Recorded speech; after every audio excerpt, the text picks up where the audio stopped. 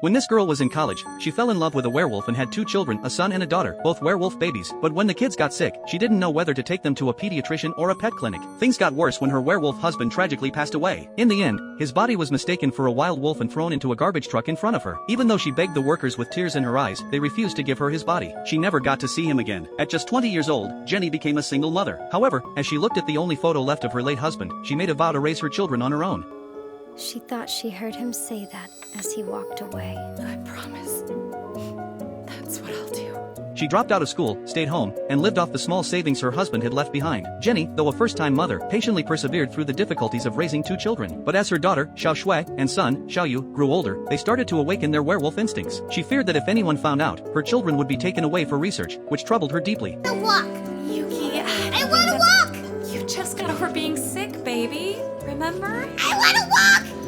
All right, I'll take you for a walk, but tuck your ears in first. There, that's a good girl. Calm down, Yuki. Your ears are out again.